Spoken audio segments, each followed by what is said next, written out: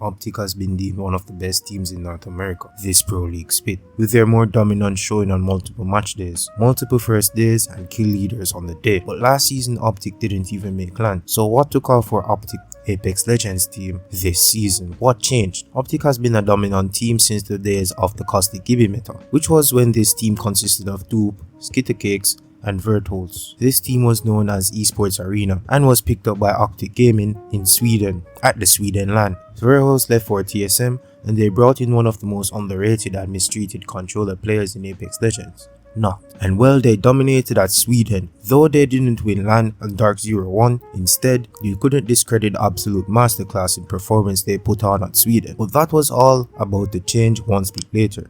Optic missed out on the Split 1 London LAN because of their failure to adapt to the meta, which a lot of teams face, but there was one problem with their failure to adapt to this current meta, consisting of Valk, Seer, Horizon, which eventually led to one more of the original roster pickups, Duplex stepping down from the team, and competitive Apex as a whole. But Optic Gaming was about to do something with their roster that would bring them back straight to the top of Apex Legends. And this change started with Space Station Gaming. With Space Station Gaming stepping away from competitive Apex, this left their roster up for grabs, which allowed Optic to pick up a very important signing. With Space Station Gaming stepping away from Apex Legends, this led to Optic Gaming picking up Drop, Space Station Gaming's already established and proven IGL. Drop came in at the perfect time for Optic Gaming. With Duplex stepping down from Comp Apex and bringing in Drop, who was a free agent, was the best decision they could have made. With an already proven IGL who is very vocal, attentive, and actually wants to see his team improve, and taking on the role of the sole IGL instead of Skittercakes IGLing alongside him, and allows Skittercakes to take a more supportive role in the team. The team quickly rose back to the Optic Gaming that teams in North America feared. Due to their impeccable team fighting, having an IGL like Drop brought more stability and clarity through communications and not bouncing ideas off each other every moment of the game to decide whether to take a fight, rotate, or to do very micro things, who should be where, very small but impactful things that could determine the outcome of the game. Look, a lot of teams had an extremely hard time adapting to the Seer Valk Horizon meta, but Optic really had a rough time adapting to this meta, and this came down to Duplex. Not saying that Duplex is the downfall of Optic Split 1 Lamb Dream, but Duplex had a really hard time playing Seer. Why? Duplex is a Gibby player, one of the best Gibby players in the world actually, if not the best Gibby player. Duplex basically got stuck with Gibby brain, and he played Seer the way how you would play Gibby, in a more support character type of way. Because Gibby is a support heavy character, his bubble is extremely good for resets and his ult is good for clearing space. Gibby and Seer has two completely different roles and playing styles. With Seer, you have to be at the forefront of your team, scanning ahead for enemies, always with your passive and using your Seer ult to create pressure on a team and even to stall a fight. You have to use your tacticals to stop raises and heals so that you can create an opening for your team, and also to use your scans to gain information on enemies' shield levels and the amount of health they have. Just by stating how each legend is expected to be played, you can see there is a clear difference between the Gibby role and the Seer role. But there are a lot of Gibby players who converted to being a Seer player really well. But why didn't it click for Optic?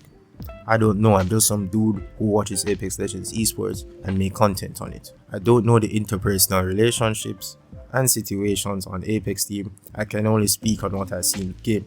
And another reason why the meta just didn't click for them is actually because of Seer.